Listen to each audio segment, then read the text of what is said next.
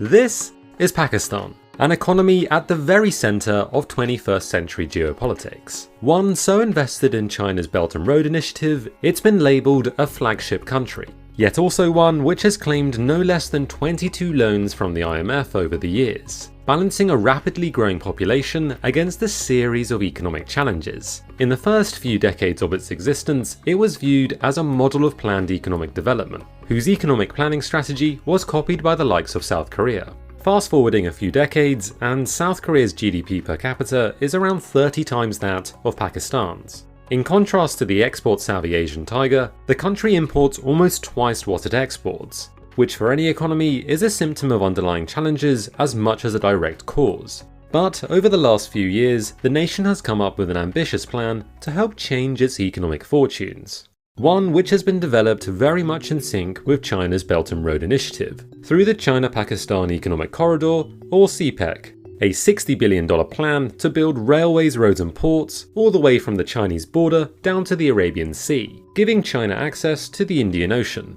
In the process, the corridor has become the global flagship for the Belt and Road. Yet, despite impressive megaprojects, Pakistan's growth is not accelerating as fast as originally planned. One of the key reasons being the country's debt pile. And here again, China stands out, owning over a quarter of Pakistan's external debt. Not to mention that the nation's overall debt has nearly doubled in the last 5 years, leading to fears over whether it has fallen into the infamous debt trap. Raising a few important questions. How did Pakistan get here? Is Pakistan in a debt trap? Why may it be overly reliant on China? And what options does Pakistan have in addressing its economic challenges? So, with that in mind, how did Pakistan get here? A good place to start is when the British Empire left in 1947. Following partition with India, Pakistan was largely an agriculture-based economy, with just over half of its economic output reliant on agriculture, and 2/3 of its workforce. Faced with a small private sector, relying on a centralised authority didn't seem like such a bad idea at the time, as Soviet-inspired 5-year plans were heavily relied upon to help industrialise the nation. Beyond just the headline, the key to these central plans, at least when it came to industry, was pursuing a policy of import substitution. A common strategy at the time, and one we've highlighted in the past for economies like Mexico. Another interesting country that you can learn all about by following the link which should be appearing on your screen. Now, as for this video, the substitution of imports for domestic production was just part of the strategy. Deep-rooted reforms of agriculture were also essential, given that such a large segment of the population were entirely dependent on what they could grow. These reforms were the backbone of Pakistan's so-called golden era of the early 60s, alongside foreign aid and political stability that helped the country implement a number of fundamental changes, such as a series of massive irrigation projects, farmyard mechanisation, educational reform, and the development of a textile industry. However, the bad news was that this golden period was fairly short-lived. The country experienced several destabilising events. Wars with India and rising inequality played a big role in Bangladesh's departure in the early 70s, creating large economic losses which were a big factor in the series of IMF bailouts that quickly followed. Following this, the economy moved towards nationalisation in the 70s, with most major industries falling into public ownership. And just like in so many other countries, once private ownership came under threat, capital flight quickly followed, as did further bailouts. By the 1980s, the harsh impacts of nationalisation had led to another change in strategy, as private enterprise started to look like a good idea, in large part due to things like deregulation and significant amounts of US aid following the Soviet invasion of neighbouring Afghanistan. But a general economic change didn't stop yet more bailouts. Notably, the 80s also saw the level of remittances, being the money sent home from abroad, start to play a big role in the economy, peaking at 10% of GDP. And this trend didn't escape the notice of the government, being relied upon to help finance its budget deficit. Unfortunately, as remittances declined in the 90s, Pakistan entered a lost decade, as both rising instability and inconsistent public policies undermined public confidence, with yet further rounds of IMF bailouts. Crucially, 1998 saw the country force its way into the club of nuclear powers, something which didn't go down too well with the other members, resulting in sanctions for an already weak economy. As the Economist's intelligence unit reported, on the eve of Pakistan's nuclear test, the economy was already only limping along, helping to explain why its debt to GDP reached its peak in the years after this. However, in more recent years, this debt has begun to increase as well, raising an important point. Given its cycle of debt crises and loans, is Pakistan in a debt trap? Before we answer this, it's important to know what a debt trap actually is. At the individual level, this can be defined as a situation in which a debt is difficult or impossible to repay, typically because high interest payments prevent repayment of the principal, just like having to shuffle credit cards to decide which one to pay using another, but never really getting on top of things. So when you scale this up to the realms of a whole country, this presents a whole new level of challenges. Over the decades, the nation's response to its debt crisis has been to continuously obtain loans from the IMF. No surprises then that it is one of the largest borrowers from the lender of last resort, alongside the likes of Argentina, Egypt and Ukraine. Fun fact: borrowing from the IMF no less than 22 times, and then some from the World Bank, Asian Development Bank and Middle Eastern countries like Saudi Arabia. With this in mind and its general struggles in raising enough revenue to service its loans, its borrowings have inevitably been passed down the generations. And that, for Pakistan, underlines the increasing importance of its network of regional alliances, with countries such as Saudi Arabia, the UAE, and of course China, who we'll be talking about shortly.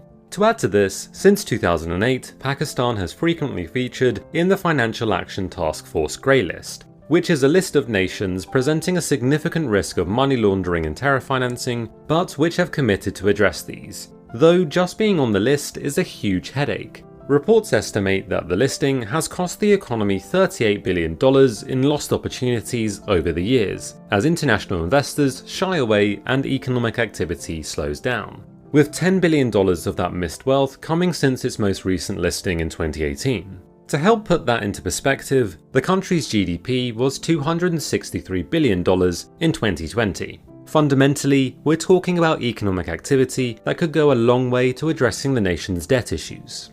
The national debt amounts to a staggering 88% of GDP, which is far higher than the 50% target set by Parliament. However, this debt is set to continue rising to $325 billion in the next 5 years, way above the 40% debt to GDP level the IMF suggests is sustainable. In fairness though, Pakistan is far from alone in breaking the sustainable debt level. Before COVID, only 54 countries worldwide had managed to maintain a ratio below 40%. And speaking about debt, it's time to now introduce Pakistan's all-weather friend, China. A friendship identified by generations of leaders as stronger than steel, sweeter than honey, and deeper than oceans. Which sounds lovely. Though in economic terms, this relationship has focused around the development of Pakistan's infrastructure through considerable Chinese loans, and so raises a very important question. Why may Pakistan be overly reliant on China? A huge part of this has to do with China's Belt and Road Initiative, or BRI. The BRI goes well beyond just one country, as a global infrastructure development strategy which China is constructing to link East Asia to Europe by road, rail and sea. And Pakistan is playing a huge role in this strategy, primarily through the China-Pakistan Economic Corridor, or CPEC, which we mentioned earlier. A collection of infrastructure and energy projects stretching from the Chinese border all the way down to the Arabian Sea, equating to $60 billion. For China, CPEC can be considered the flagship project of the Belt and Road, providing not only strategic access to the Arabian Sea, but also a viable alternative to the Strait of Malacca choke point.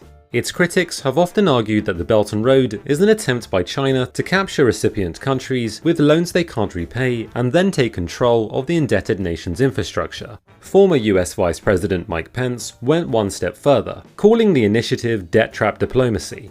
Yet such terms have been criticized by quite a few American institutions and think tanks, arguing that Chinese lenders will often seek to renegotiate, restructure, or refinance loans in the first place. Now, going back to the story at hand, all this focus on Pakistan's involvement in the Belt and Road is part of a wider point: the country's difficulties in raising foreign direct investment. In 2020, FDI amounted to $2.5 billion, less than 1% of GDP, a far cry of the 3.5% heydays of 2007 and 8.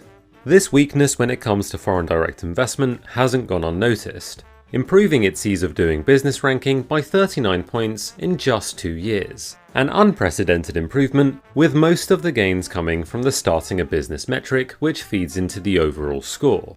Yet, for all of the investment, critics have argued the country is squandering a golden economic opportunity. Projects once held for their promise to bring employment and wealth have instead been built by Chinese labour, equipment and materials. For example, reports indicate that after so many years and billions invested, only about 75,000 jobs linked to CPEC have been created in Pakistan, far short of the 1.5 million jobs per year originally promised, making any game changers show few signs of the game actually being changed. We can't help but think, what options does Pakistan have to address its economic challenges? Any solution is likely to incorporate Pakistan's rapidly growing population. At an average age of just 22, the nation benefits from a massive demographic dividend, though this dividend is a double-edged sword. On the one hand, a growing labour force can boost output and consumption, lifting economic growth. On the other hand, high unemployment, low wages and a large informal sector so often plague rapidly growing populations. In fairness, the country does benefit from the impressive growth of its middle class, anticipated to grow from 63 million in 2015 to over 120 million by 2025. To put that in context, only China and India are expected to experience a larger gain over the period. Moving from the who to the where, Pakistan's growing middle class is set to focus on its fast emerging urban areas. The country has the highest rate of urbanization in South Asia, with the UN estimating that by 2025, nearly half of the country's inhabitants will be living in cities, a key milestone for any economy. Another such milestone will be improving the nation's economic perception, particularly when it comes to indices like economic freedom, a term which encompasses a number of factors like the rule of law, government efficiency, and how open markets are in general. Unfortunately, it ranks 152nd on the index, and 34th among the 40 countries in the Asia-Pacific region. Sadly, this relatively poor performance is part of a wider trend, as it ranks 124th for corruption, highlighting the importance of improving institutional reform if it is to prosper in the future. Next up, and perhaps the most crucial, is debt restructuring. Currently, the country spends around 1/3 of its total federal budget on paying the interest on its debts, money it could be using to invest in its economic development. If a successful restructuring plan can be achieved, this may just give its ailing economy the breathing space needed for a fresh start, reducing debt dependency in the coming years. On the plus side, one of Pakistan's greatest strengths has been its foreign remittances, particularly from those working in the Middle East, increasing from just over 3 to 10% of GDP in the last 15 years, driven by increased worker migration, higher skilled migrants, and cracking down on illegal transfers, all of which have provided a vital source of foreign currency. However, this is also reflective of a brain drain, as skilled workers seek opportunities abroad. The challenge, therefore, will be how to attract these citizens back. It's near impossible to discuss Pakistan's economy without reference to its position on the map, a point underpinning so many of the infrastructure projects that form the basis of the country's plans. Yet, we can't help but feel that the Belt and Road is just one piece of the economic jigsaw. There are so many other pieces of the economic puzzle which need to fall into place first, especially if the country is to fully reap the benefits of its infrastructure, as well as avoiding the concerns raised over its debts. Chief amongst these will be deep structural reforms, in the shape of improved competitiveness, efficiency and economic stability, particularly if the nation is to capitalise on its growing middle class and attract its international labour force home. As for China, well, whether its investment is a gamble or in which ways it pays off really depends on how Pakistan addresses its economic challenges. Now, we'd be interested to know your thoughts on the matter. Is Pakistan in a debt trap? Should it worry about being so reliant on one country for its critical infrastructure? What's the best way to overcome its challenges? Let us know what you think in the comments below. And as always, see you in the next one.